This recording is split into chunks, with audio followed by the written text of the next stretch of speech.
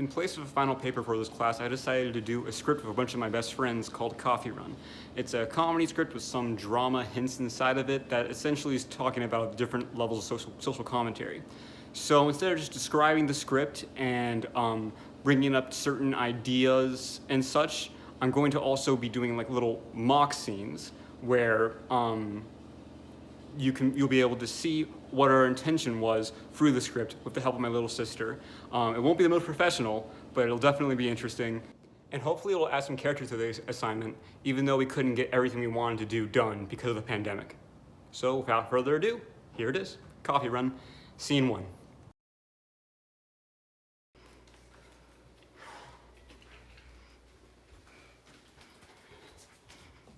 Hey, sorry I'm late.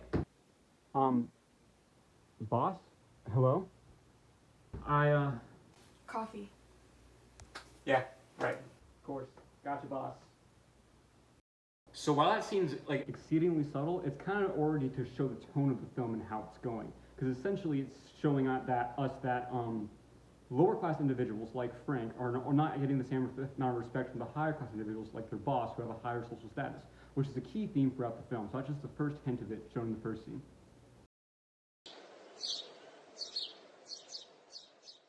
No, hush up. I'm a rewards member here, and it says right here I have 500 points. That's enough for a medium iced macchiato, okay? Okay, but I still can't give you the macchiato for free. Excuse me. I actually have a real job. I don't need you explaining to me. Ma'am, I already explained to you. Excuse me. I would like to speak to your manager.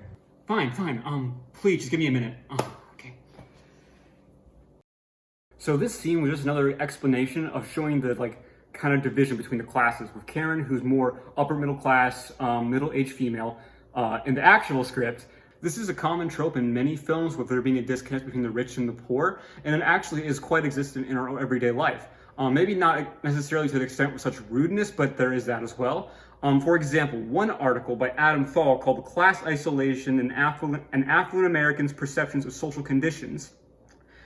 Through that research, it was shown that there was quite a disconnect between affluent Americans and the experiences of lower class Americans. Because affluent Americans tend to be sectored off into certain populations and have circular lines of thinking regarding politics, the economy. That tends to be much more positive, even when applied to the outlook if you're looking at the lens of a lower class individual. So this is another example of the division there in perception and understanding. One final thing about that character was named Karen in the script to represent a certain character that's often depicted in films and TV. It's usually a middle-aged or older woman who is seen as rebellious or deviant to social norms, in that they're trying to extract their own will over others, just like Karen did, trying to assert the coffee and cause such an unruly uproar in the coffee shop. We can see this in a lot of films, like Breaking Bad. There's that one character who always wears purple, who's always causing mischief and always trying to butt into every little issue. She's quite the Karen, if you will. Or we can see Disney villains like Ursula or people like that who are typically older females who are trying to extract their will over others in an unruly fashion. Great, it's going to be even longer now.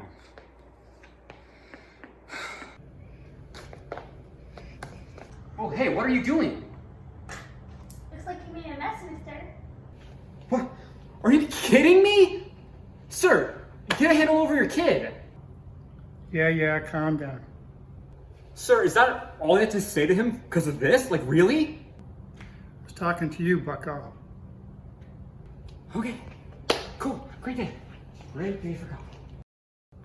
So this scene was a bit of a departure from the last few regarding class dynamics, and that it was a commentary on technology and parenting, which unfortunately there's not too much relevant sociological research regarding how it negatively impacts parenting potentially. However, one article actually brings up a pretty decent point. Jenny Radsky, MD, a child behavior expert and pediatrician at the University of Michigan, found that when they were studying this, that parents are struggling to balance family time and the desire to be present at home with technology-based expectations like responding to work and other demands. Those other demands being social demands. So while the social and work sphere are now more integrated into technology and everyday life, that also means that parents are spending a lot more time with that, which makes a bit of a struggle to even try to manage children at the same time. So technology can also be a benefit to parenting and making things easier, like potentially finding an easier babysitter or finding a babysitter easier. It also has a bit of hamperings on it because it makes their life even more interconnected to their work, social spheres, every sphere, which is more demanding. Now this next scene is the final scene of Coffee Run, and this gives quite a bit of content, but the purpose of me showing it here because it drives home a really big connection to conflict theory. And without further ado, here's the last scene. It may seem a bit disjointed because we're skipping a lot here, but it's still important nonetheless. I mean, guys, this is what the system wants us to be, but we can be better. Like old guy, when you were fighting all those redcoats and for our independence, you were fighting for us working people to have our own damn coffee. I mean tea. Yeah, cafefe! Yeah, and Karen, just now, you fought for what you deserve as a distinguished rewards member. But at what cost to the working man? About 20% off, actually. No, that's not the point. Little Brad, you just try to act out to get your dad's attention, right? But is that right? No. Exactly. And that's why we shouldn't be fighting amongst yourselves. We as the working people of this country need to unite and stand up against the people oppressing us. God? But it's not that, it's the rich. They're always taking up all the resources and leaving nothing for us. They make us go out and get coffee for nothing. I mean, they gave me a job. Karen, old man, freaking baby. Who's the real problem here? Is it us, the working people just trying to get by and get some coffee? No! They've given us nothing. Down with the man! Down with the man! And at the end of that penultimate scene of Coffee Run, instead of everybody trying to get the man down, they're trying to get Frank down instead. They all start chanting, "Get down, man!" instead of down with the man. Which is pretty funny, I hope. And this is all an obvious nod to the Marxian theory of conflict theory, which is basically the proletariat versus the bourgeoisie, or the rich versus the poor as they compete for resources, and how the poor, through this conflict, are often given less opportunity, less room to succeed, like Frank, and that's why he's so disheartened in trying to inspire others to revolt in order to reclaim the means of production for the overall working people, even the Karens of the world, who, while upper middle class, aren't even in the same category as those who can control society. And that's pretty much all the sociological themes of Coffee Run. Hopefully one day I can be with my friends and make the whole entire final product. Thank you very much. I hope it was entertaining.